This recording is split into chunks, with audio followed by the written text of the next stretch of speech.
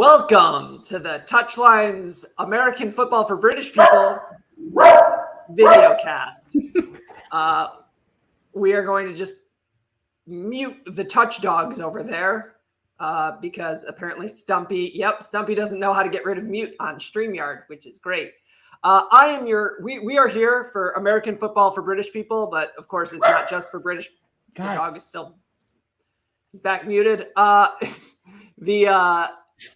The series is not just for British people. We say it's for British people. It was intended for British people, but anybody looking to understand football a little bit better. So the first two episodes, we tried really hard to get like our basics down. Today, we start getting into beyond Madden knowledge. So the first two episodes, if you played Madden, you understood what we were talking about. You didn't need to watch. This is where you start to get into like the real scheme stuff. So as before, I'm going to let you in on a little company secret. I'm going to use this for every episode. So despite the fact that Coach Josh is not here because cornerbacks don't like to do inside run fits, that's a joke you'll understand in a little bit. Right. Coach Josh is not here. I'm sure you haven't actually turned on the news yet, but maybe we don't joke about anybody that's currently in Texas as it gets ripped apart by tornadoes. Oh, gosh. Well, we hope that Josh is... He's tweeting. Okay. Yeah, right. he's okay. Tweeting through it. That's good. I am your host, Asa, a.k.a. The Twig. I have never played football at any level beyond middle school because my mom wouldn't let me. I'm here with Mike, who played football at the University of Michigan, and Stumpy, who was on the field during football games at the University of Michigan, which is a fair Factually accurate. Factually accurate, Dave. I played football in high school, and I sucked. And there you go. But I enjoy the game. I like the game. So today we are going to talk about inside runs. So before we get started, Mike, will you explain sort of the bottom part, and I'll explain the top part?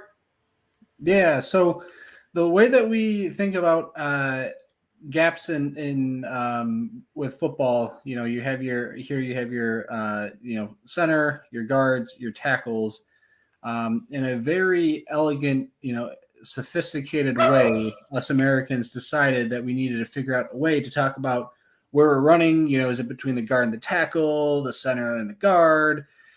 And instead of coming up with some extravagant way to do it, we came up with the first 3 or 4 letters of the alphabet here. So essentially the center is, again, the center of your play. Between he and the guards would be your A gap. This is what you're worried about from like an offensive standpoint in terms of like where the ball would be going. So A gaps, B gaps, C gaps, between tackles and tight ends. And then outside of that, I guess you would call it a D gap. I don't know if anyone truly calls it that, but it's just a way to know a little bit more about where exactly the intent is for this ball to go.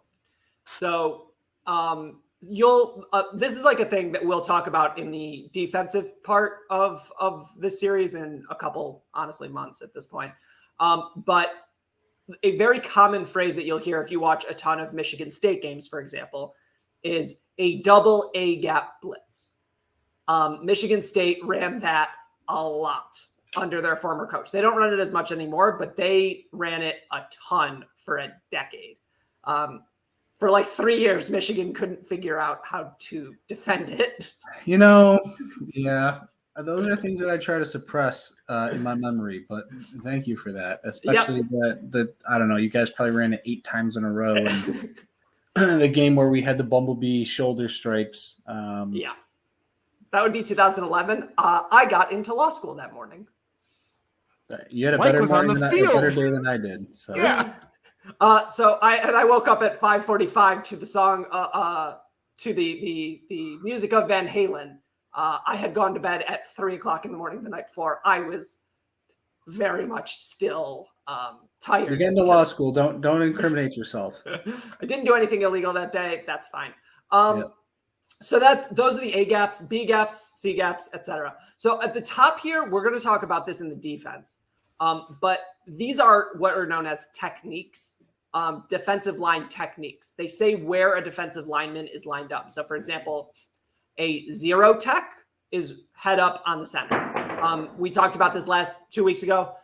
These are going to be your very, very large people like Jordan Davis.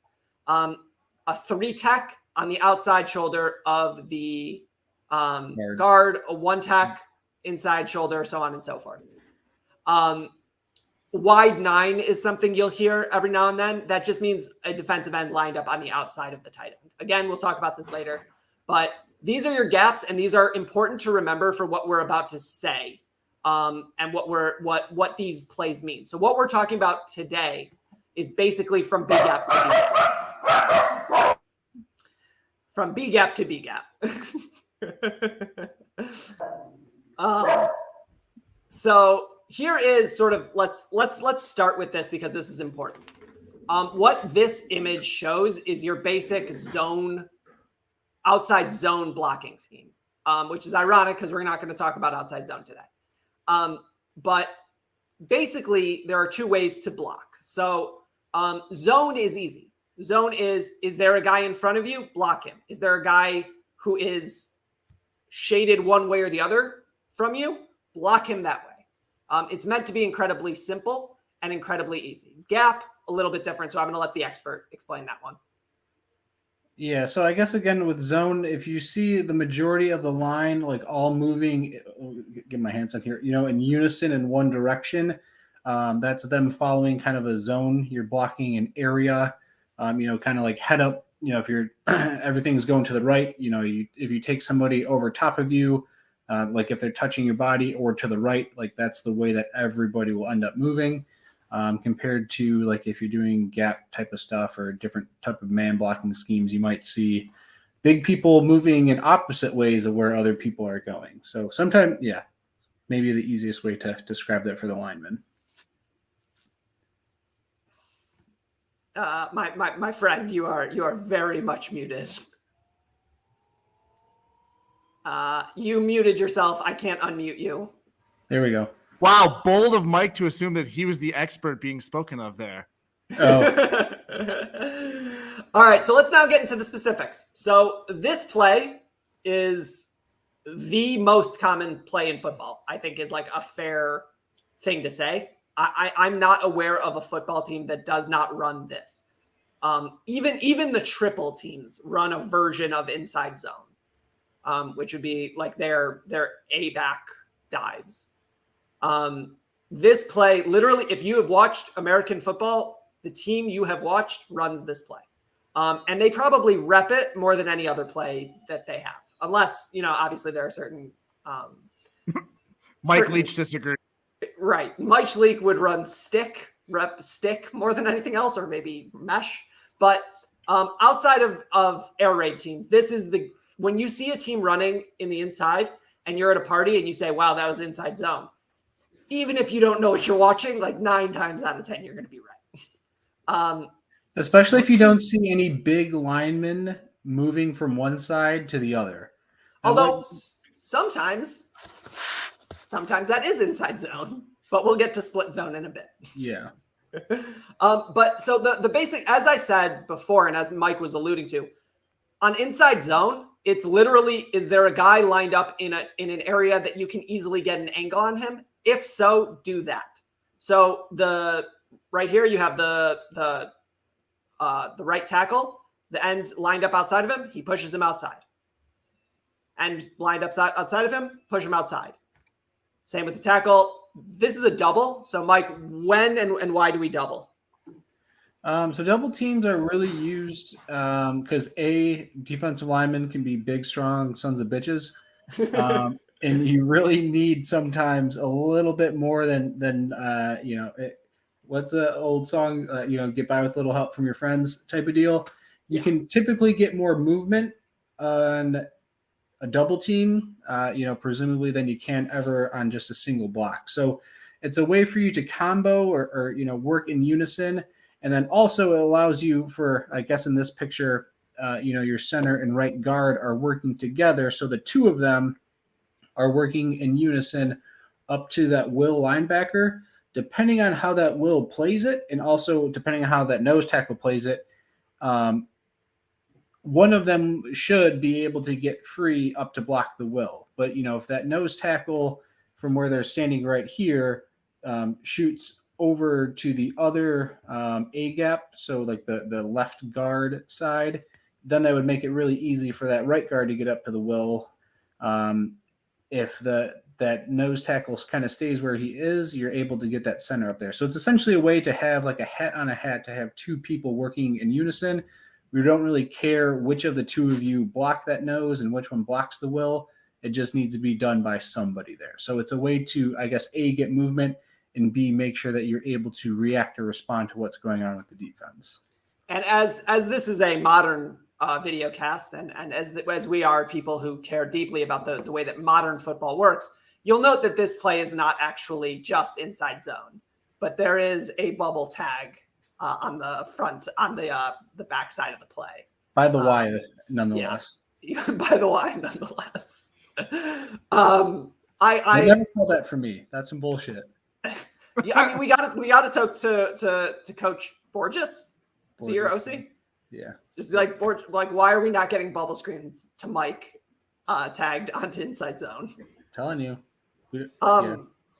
So now might be a good time, actually, Mike, to go to what you wanted to talk about in terms of where is the running back going? Because here, unlike in certain other play designs, the running back doesn't know where he's going until the play happens. So do you want me to go over to that other image you sent me? Yeah. Okay. So the whole concept behind these zone blocks are, you kind of take your defender, block him the best that you can, and the running back is responsible really for making a decision on where things are going to go. So in this play, kind of the A gap between the guard, right guard and the center, that's kind of where the play it would be designed to go. If that happens, we could call that like the dive option of the two. Something that if you also want to seem very technically sound at parties, right? If the entire offensive line here is moving towards the right and the running back starts right, but goes, just kidding, everyone's kind of meshed up over there, and they go to the left, that's a cutback. So if you see a lot of the guys moving all in one direction, it gets too jammed up and the running back cuts back the other way. That's what we're talking about. And so that's going kind of like backside there. And then if we're thinking about the running back staying on the same track to getting to that point, everything's all jammed up inside. He can bounce it, and bounce is the terminology that we're talking about for staying play side, but kind of going, rather than running right into the back of everybody there, trying to find some green grass, some opening, and getting more outside at that point. So now what parties are you guys going to where the topic of conversation is just the zone blocking schemes of various offenses? 32-year-old Mike is a little bit different than 22-year-old Mike. There are some clips of me drunkenly trying to explain this to people's wives that really probably A, don't give a damn, or B, would never remember it. So these are types of things that I've tried to express before, and that probably explains why I'm not invited to too many parties. I would say 22-year-old Mike. It makes a lot of sense for 22-year-old Mike to get hammered and try and explain these things to people. 32-year-old Mike is kind of like, just let it go, old man. Yeah, hang him up. Hang him. I see. Yeah. See, here's where and by the way, the last time I was at a party where I got super into technical football and was told to shut up was the Eagles Super Bowl, because I got super pissed because I think it was Chris Collinsworth who kept calling things RPOs, and they weren't. They were just play action passes. And we'll get to the difference between a play action pass and an RPO in a month. And it shouldn't be that, it's not that tough to distinguish. It's really not. Yeah. Nope, it's pretty straightforward. Yeah. So I was like, people stopped talking to me because I got really, really angry about these things. And I was like, no, that's not what an RPO is. Especially since on this podcast and amongst us, like, we're much more college football focused. And so like we had known what an RPO was about like 10 years before the NFL figured it out. Like Michigan was running that Denard RPO in like 2009. Yeah. So anyways, back to the oh, whoops. I lost our slideshow because I am technically awesome. You guys want to vamp for a second while I get this back up? Technically, no. Thanks, guys. This is Yeah. why is this not working? Was that Collinsworth? I don't think that was Collinsworth that kept. I do remember the game where somebody kept saying, "Oh, he's running an RPO." It's like, no, that's just a play action. Like this is very obvious how you can tell the difference here. There's no reads, there's just fakes, and then trying to pass. Right. Okay. Let's see. We're gonna try this one more time, and if I can get it to work, great. If not, I'm gonna need you guys to vamp for a second while I use our backup option. Yeah, that is one more time. We're looking really good here. No. Nope, that did not work. All right. One moment, please. Guys, talk about your days. How about you guys tell me how your days were? I would actually like to, since we're talking about football things, how about the official SB Nation Lions blog trying to claim that the Lions are at worst the 7th best team in the NFC? That's a theory. Everybody does the same thing where they start like counting it. I posted that in one of the group chats, and Asa, like the tweet actually says name 7 better teams in the NFC. You can't. The Lions are a playoff team. Asa, within 10 seconds, had texted back, I think it was 8 teams. Although the first one was the Vikings, and everybody's immediate response was, "Why is that the first place your head goes?" Yeah. Well, I guess if you said that if you started in the division, that's exactly what he said. Yeah. Yeah. And so this is like super Lions homer, right? To say that like, oh, I feel like we have a shot. Okay, let me say it this way. I don't think that we're a very good team. I don't have a lot of hope for like the next couple years. But I would rather lose with Dan Campbell than lose the way that Matt Patricia was playing games. Hell yeah, man. So Dan Campbell's at least fun. He's also kind of insane, I got it. But that's working. No, we're busy. We're busy now. We're talking about Dan Campbell. Sorry. Yeah. So all right, back to the pile here. Right, back to the pile. This was supposed to be a GIF of Inside Zone, and a GIF didn't work. Yeah, it's with a G. GIF. Yeah, graphic. Graphic is the. Well, okay. So again, this was supposed to be a GIF. It is not working. Are you able to like do like are you just on the slide? Like, do you have to go to like a play option to play these images? Click on the image. Play let's image. See. Click image. Nope. Right click on image. Right click on image. Nope. This is a good production meeting. Yeah, we're doing great here. Okay, one more second. I'm going to get the other version of this, and it's going to work, but it's going to be a little less pretty than intended. When I worked with this earlier, it worked. I do apologize. That's okay. We use the other Kwiatkowski all the time because we can't get the pretty one. So hey, that's why I'm here. It's fine. Is he the pretty one? I'll let you guys decide. I don't know. I guess we can say we both have pretty similar looking. So, all right, here we go. All right, so back up to slide 6 there, good sir. Slide 6. Okay, here we go. Oh, so there's your inside zone, right? And you can kind of see everyone's moving to the right. This guy cuts back. That's cut back. So you can see that happens because Aaron of that Jones? mash of people that Mike was referring to. That is Aaron Jones. And so as an important. Go ahead. I was just going to say, sometimes people will look at this and think that because the quarterback like runs afterwards, this is a read. There is no read here. This is not a read. You can tell with the read because the mesh point where he's giving the ball off is a little bit longer. And also, who is number 7? It's Aaron Rodgers. He's not running his own read. No, it's not. That's Jordan Love. Jordan Love. Yeah. Aaron Rodgers is 12.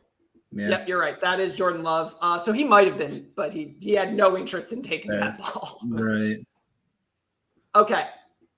So this is This is a something that is a version of inside zone.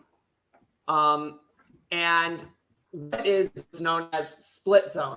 Will you explain why this is not why it's called split zone? I have no idea why it's called split zone, but what makes this split zone as opposed to normal inside zone? Wait, you guys want to hear something really funny before we get to that? That is also not Jordan Love. So my best guess is that is an old clip of Deshaun Kaiser. Could be. Yeah, I guess the second string, Packer QBs, that's not really top of my knowledge base. So it's not Aaron Jones either, so I don't know what year this is from. I don't know. It looks like kind of Dorsey pixelated. So the split zone aspect of this essentially is alluding to that tight end who's in the backfield, kind of like that H-back type of position who came in motion initially. Instead of staying on the play side and working in unison with everybody else here, like moving to the right, he splits back, if you want to think of it that way, and takes the backside defender here. So instead of that left tackle sticking on whoever the backside defender is, it's this tight end or H-back coming back across the field to help take that backside defender. And sometimes, let's see if it happens here, depending on what it didn't really do much with those linebackers. Sometimes if you end up having that motion from a tight end, it might throw off some of your linebacker reads. But it didn't really seem to do much on this one.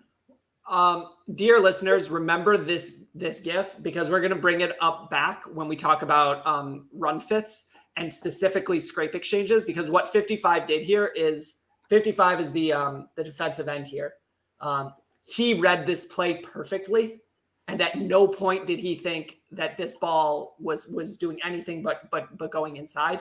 And so you can see him immediately at the snap go above the, I guess, backside tackle to muck up what was going on. So kudos to that Missouri defender. They lost this game. I'm calling this sort of trap because I couldn't find a good image for trap because it's incredibly hard to show properly. But basically imagine instead of leaving this guy or leaving the backside outside player, they left a backside inside player. And then they had someone come across the formation and annihilate him is the best way to put it. Hopefully. Because, it's something where you're not really expecting, if you kind of break free, you probably have for a split second thinking like, these linemen screwed up. Awesome. I'm going to go make a play in the backfield. And then you have somebody come and hit you right in your ear hole with their helmet because you got it fielded. And probably that's about the only way where like a 250-pound H-back can take on a, 320-pound tackle. But sometimes you gotta play dirty to win, and that's kind of what a trap is. So those were both of those plays were zone plays. So like we talked about, zone is just like, is there a guy shaded near you? Push him that way. Gap. So people talk about it as gap, but really, it's other people call it man ball. This is not letting people like moving people where they are. This is, I am going to move you and we are going to a place. So before, remember, we had that image where the running back was going, he could go this way, he could go that way, blah, blah, blah. If you with a gap scheme, people get hurt. So this is a good image and this is a good play. And Mike, remember, referred to big people moving across formations. So you can see that in the GIF, but why don't you sort of explain what a pulling guard is? Yeah. So essentially running a power play is a way, and having a pulling guard is taking a backside lineman. Essentially, in this case, it's our left guard in that picture, not the GIF. Well, I guess both. But in the picture here, instead of having him kind of like work on that nose and the center and the nose work together up, we're going to try to get a numbers advantage by bringing him across the formation and get up on a linebacker most of the time. So when you see a big guy kind of do like a side shuffle and get back behind his center and go to the other side, that's called a pulling guard. A lot of times, or there are times where a tackle does it, but the majority of the time it's a guard who does it. So it's essentially a way to try to get a numbers advantage. That's what the majority, again, of running plays are. You want to hit on a hit or do whatever you can, kind of expecting that your running back, even if you leave some of the defenders on like the left side of the screen unblocked, he can outrun them type of deal as well. So in this play, that's number 26. He's not part of the offense's calculus. A note here is that occasionally you will see multiple people pull. And we're going to talk about that right now with counter, because it happens a lot in counter. So in this diagram, it's not. I'm using a Michigan play in which they're moderately, like Maryland is moderately successful on 3rd and 10 or whatever it was. So the way that counter works is, before, you'll note that power was going play side. So counter tends to go not strong side. Like if this was, Y is usually a tight end. If that Y was here, back. Is that fair assessment? I would say so. Yeah. So basically the rules of counter are the same as the rules of power. But you'll see things in counter that are weirder. Like you'll see GT counters where the entire front side of the line just sort of vacates itself, and people move very quickly to the backside. If you can successfully identify counter or power while watching this game casually with friends, you are a better person than me. I can identify it like after the fact, but I can't tell. Can you, Mike? Other than like where the tight end is? You have to be watching pretty closely to, again, I guess we were talking before the production here started. The standard camera angle for watching, football is not really conducive to understanding what's happening at the line of scrimmage.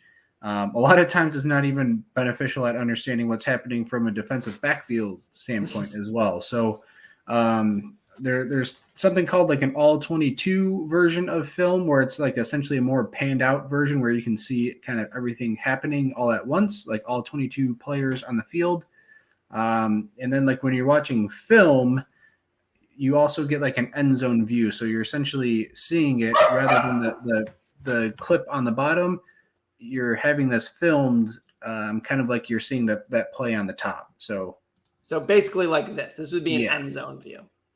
And like very rarely is that ever actually shown on an NFL or college broadcast. So right. So you have to sort of like do your best when you're watching from this angle, but this is because the TV folks have a preference for quarterbacks. And they don't love us, the rest of us. This is a funny game in which 3 plays, if you're watching them, look very, very similar. And that is ISO, duo, and inside zone. So technically, ISO is a gap blocking scheme because you have 2 people pushing and you are going to one place. ISO is this play right here, and it's called ISO. I actually know the history of this. Here's a fun game. It's called ISO because it is meant to isolate a fullback on the middle linebacker. So as you can see in this diagram, the U here is a fullback because in common football parlance, an F is not a fullback, an F is a flanker. So there's some bit of it's the up back. Not to be confused with the W, which is the wanker, which is, if we're making jokes for British people, I don't know if they say that a lot. I'm probably going to get some flack for that, but nailed it. Mike's been canceled. Can't go across the pond. Such is life. Hey man, I was the overwhelming favorite, so congratulations. We made a lot of money as we are bookmakers, and that is totally legal. Don't worry about it. As you can see here, this also shows one of one of my favorite things about play designs. You'll see this if you start looking at play designs, and it's an ideal. And I'm not saying it's an ideal because the center and the guard are working up to the linebacker, or because the center and the tackle are working up to the Sam. It's ideal because these wide receivers are not making it to the safeties. They're going to stand there, maybe jog. At best, if they get there, they're definitely pushing them in the back. Let's be honest. If anything, those safeties are past them and they are pushing them in the back and hoping, I don't know if I've ever really seen a block in the back called on that, but yeah, very rarely are you actually getting in there and quote unquote digging out those safeties would be like the terminology. Stock block, Mike, stock block. That wouldn't be. Yeah, I'd call digging it out here. So something I guess that's a little bit different with duo, or like an easier way to know if it's duo or not, is that duo is always run towards the tight end side. So a tight end's always involved, and duo is always run towards the tight end side. So you can see here, like the left side of the screen where 87 is Gronkowski. Yep, nope, there you go. No, not the guy who came in motion. Oh. You have the Y on the line of scrimmage. Oh, Y in line. Got it. If you were running duo, that's the way in which the ball would be going. So so this is ISO. Correct. Okay. So there you go. It's ISO. You can there you go. Wow, the production value on this podcast or on this video cast is phenomenal. Okay, what this is meant to be is that explain it. Come on. Holy shit.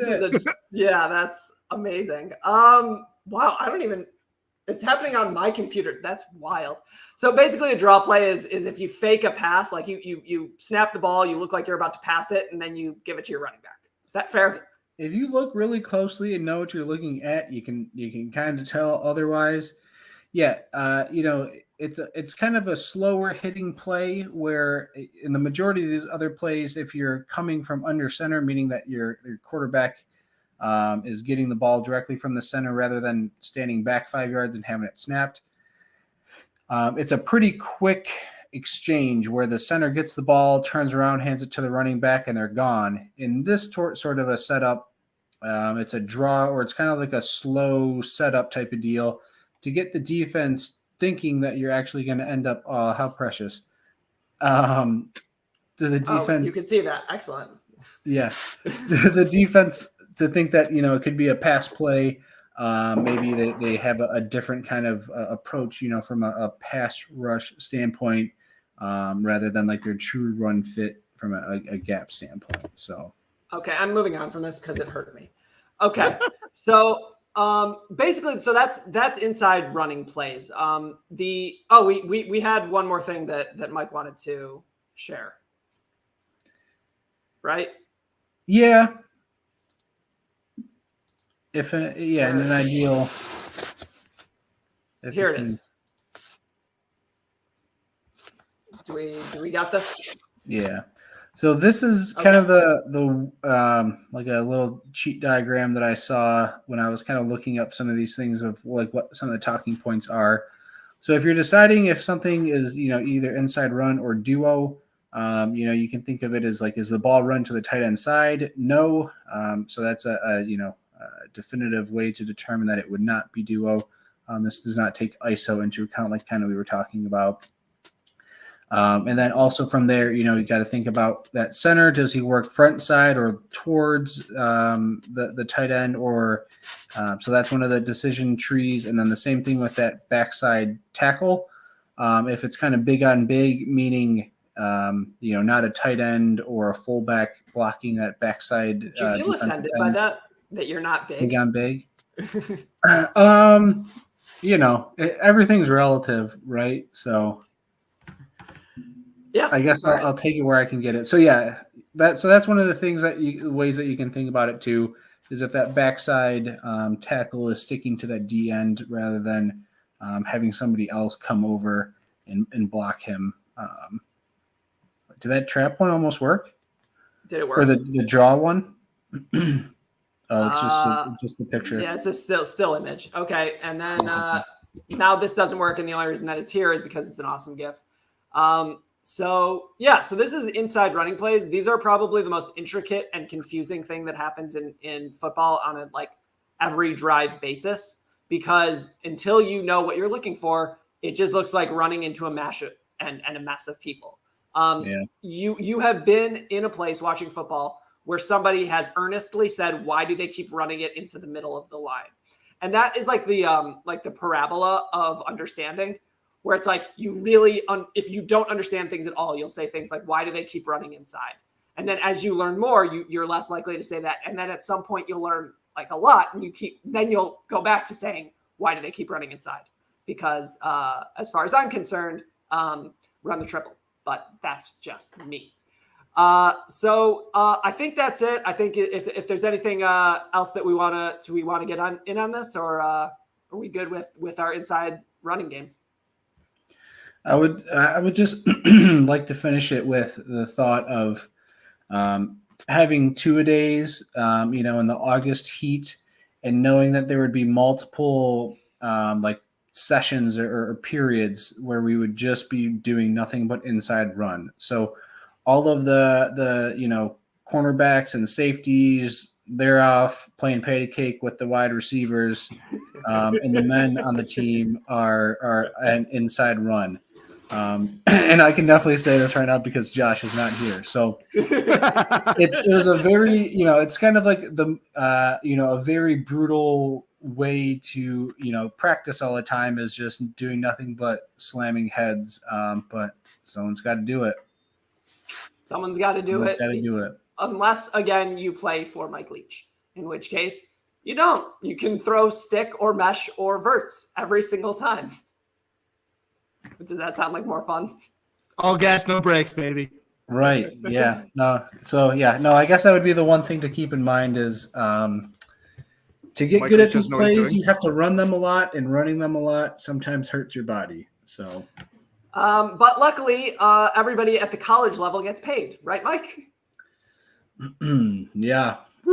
I'm rolling in it from my college days over here. So. Well, I think that's probably as good a place as any to end it. As always, I'm Asa. That's Stumpy. That's Coach Mike. We will be back in a couple weeks, the night of the college basketball national championship. Apparently, we might be recording this early in that scenario. I would say so. This just some housekeeping. We will be back on this YouTube channel on Wednesday, 11 a.m. Eastern. With a interview with Christopher Andre Marks, a director, and Otto Regal. I don't know if that's how you pronounce his last name, but that is the name of a character in A Song of Ice and Fire, and that's how I'm going with. And we will have an interview with him on Wednesday regarding the new documentary King Otto. We will be recording our normal podcast on Thursday post-Mexico game, which I know Mike is very excited for. That's right. I've had my calendar marked for months. See, what's funny is that your brother has. I know. You already told me. He's like, by this time next week, I'm going to be very excited. And I'm like, ... trying to find a mental institution to check into. So we'll see how that all shakes out. We'll see how that shakes out. So. Kevin's either going to be very happy or have a mental breakdown and be at least marginally richer, because he just worked out all the scenarios to parlay into a bet. Yeah, we've talked before about how much you'd have to win in some, like 4-leg, parlay or 8-leg parlay or whatever it would have to be to dampen the fact that, the U.S. didn't qualify. And I forgot what figure it ended up being at, but there, a comma was definitely involved. There was a comma.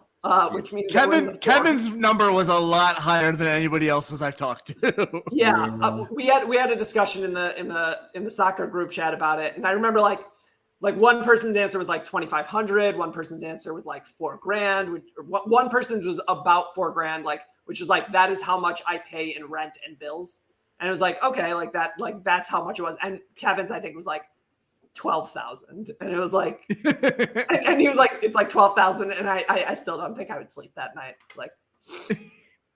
Yeah, for him, I don't even know. Yeah, I don't know. If you were like, hey, the U.S. lost, but here's like a brand new car, he'd be like, I don't care. Burn that thing. Like, I got a bike. I'll just ride that instead. But, so. So these YouTube videos are not sponsored at this point. If you'd like to sponsor us, great. We'll take money for food, or for I guess Football. promoting you. Yeah, money for football. If I'm being honest, it's for beer. So, or beer. I had a very nice gluten-free beer the other night. It was drinkable, which is like a pretty low bar here. But I'm going to go make myself some mozzarella sticks. So thanks so much, guys. Thanks so much, listeners. Like as always, please subscribe, hit the button below. Also, make sure to subscribe to the podcast. We will be doing a lot of stuff until the end of the month. So stick with us, and we'll see you next time we're here.